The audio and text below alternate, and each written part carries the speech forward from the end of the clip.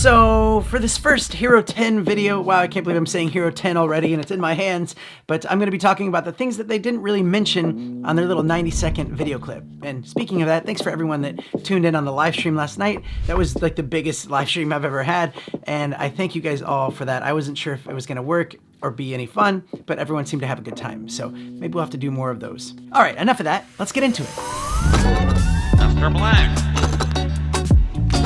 Oh yes, and I should mention that my name is Danny Black and I love to review cool gear that comes my way. And you know what, let's actually start by doing a quick little unboxing and getting some of that sound satisfaction.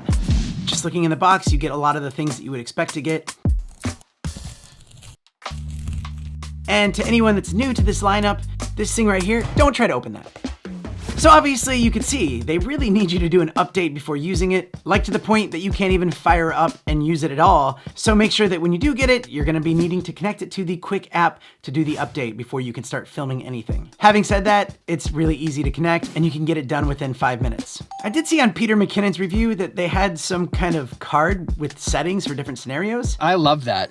That's a Google search. Yeah, I didn't get that card with this GoPro, so you might still have to search for the best settings. The 9 and the 10 are the same form factor, so everything does work together, the same batteries, same accessories, and the menu actually seems the same. I can tell that it's a little smoother, and that's because of that new faster processor on the GoPro. With the front-facing screen on the Hero 10, they actually did a really good job fixing the jitter when shooting at the highest resolution.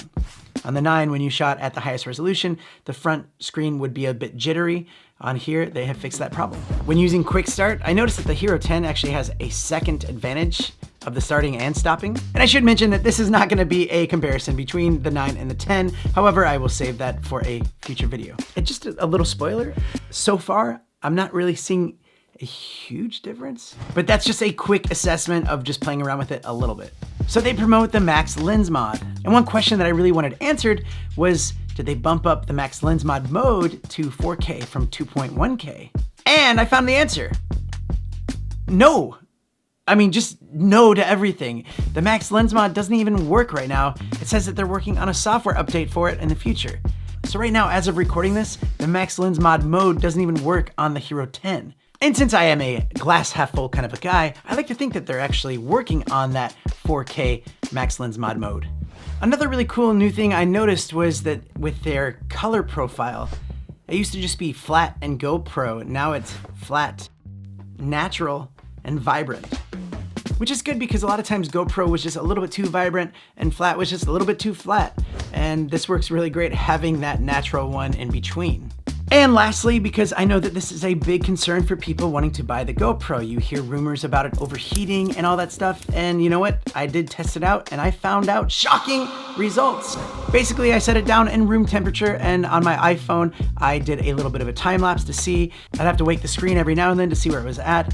But at the highest resolution and highest bit rate of recording, it actually got about to 18 minutes before it stopped recording and turned off. But I was able to turn it on right away and it would work again. But I decided to not mess around too much further with it because I didn't want to fry this expensive thing that I paid with my hard-earned money. But I will say with a faster memory card, it would help with that overheating issue. But also, I noticed that it got really, really hot down here where the little fold out mounting system is. And it got me wondering, maybe if I would have had this out like this on a mount, it would have lasted a lot longer because keeping it down traps the heat in, especially it sitting on a desk.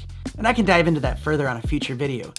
I do notice too, this little door right here seems to be made of a little bit of a different material than what the 9 was. This is more like metal, and this is more like plastic. I'm not saying it is plastic, it feels like it's plastic. This one feels like it's metal. That could actually be a thing to help with that overheating. The battery's right there and it covers the battery and that's what usually gets the hottest. So was it dumb for me to go out and buy this thing when I have a perfectly good Hero 9?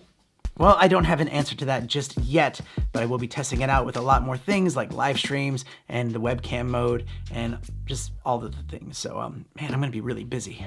And I just got this, so if I did miss anything, maybe you've noticed something as you're looking at your Hero 10, let me know down in the comments if you discovered something on the Hero 10 that was not advertised. Also, for everyone else, if you have any questions, please leave them in the comments and I'll do my best to try to answer them. And hey, real quick, if you've been wanting to see the quality of the video on the new GoPro, ready? All right, this is the quality test of the GoPro Hero 10. I'm hand holding it basically right out of the box. You're listening to the microphones on it as well. 5.3K, 60 frames per second, but also scaled down to 4K for this video. I'm actually not wearing any pants. Most of the time in that office, I don't wear pants. Was that too much information? Maybe. But you know, if you want a little bit more information, a little bit more deeper dive into exclusive content, check out my memberships. We do a lot of cool content and live streams and giveaways there. And also I have a podcast called Tech is Hard, where it's, you know, it's a name that's called Tech is Hard. What more can I say?